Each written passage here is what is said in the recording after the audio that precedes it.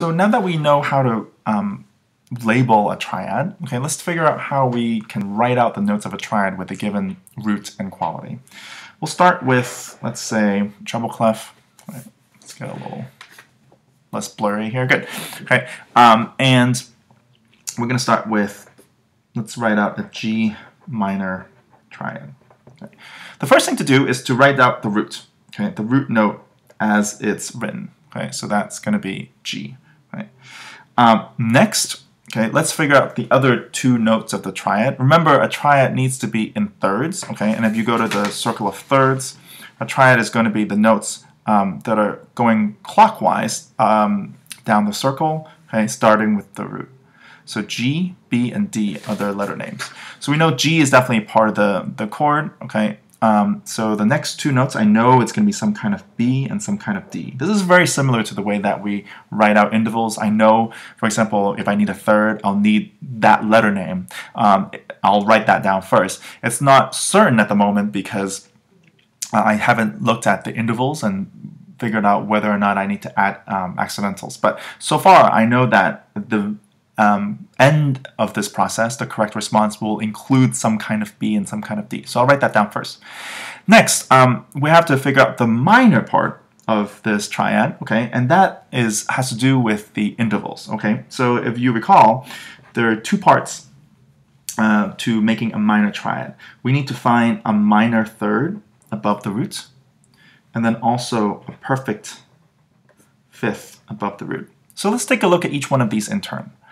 We start with G as the root, and we go to the third, and we're trying to find the interval between the root and the third. Okay, G and B. For this, I go to the keyboard again. By the way, I already know it's a third, so I'm just counting half steps from G to B. From G to B, 1, 2, 3, 4. There are 4 half steps here, okay, which means that from G to B is currently a major third. Okay, so that's not what we want, okay, because we need a minor third. Right. So in order to make that minor third, in order to make this a minor third, I need to lower the top note from B to B flat.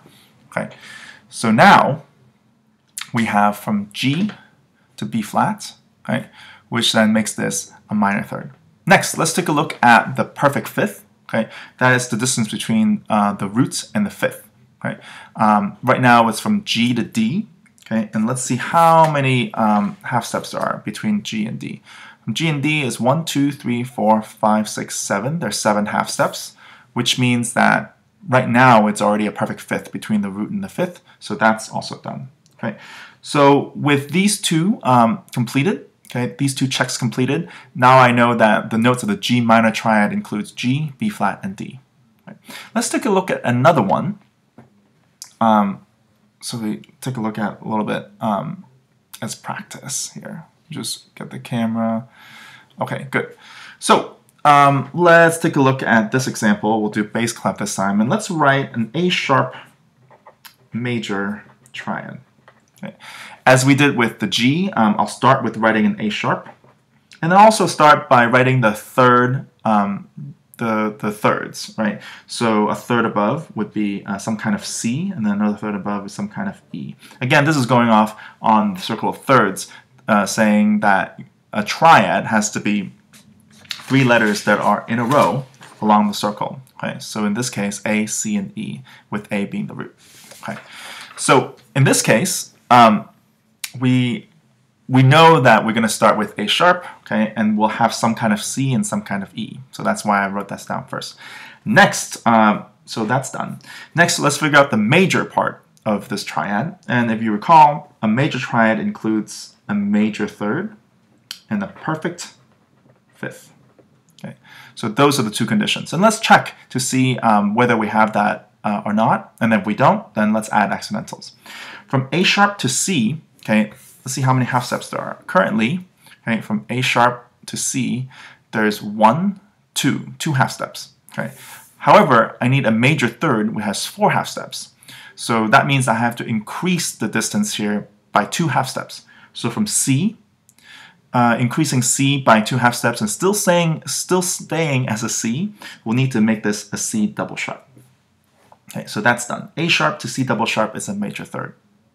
Next, I need a perfect fifth above A sharp. Okay, so right now I have A sharp to E, and if we take a look at the keyboard, A sharp to E, we have 1, 2, 3, 4, 5.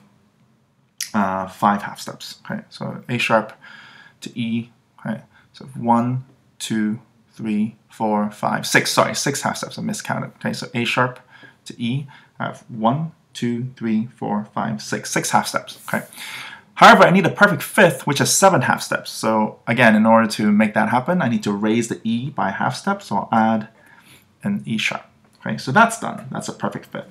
So this is an A sharp major triad, okay, with A sharp, C double sharp, and E sharp. Okay, and you would repeat this process again with the diminished triad and also the augmented triad. The process is the same. First, figure out what the letter names are going to be. Okay, by building them on top of the root. Make sure that you include the accidentals that are already there for the root if there is one, so in this case like A sharp. Next, we're just evaluating 2 pairs of intervals, okay, so that they conform to what we need for the kind of triad that we're trying to build.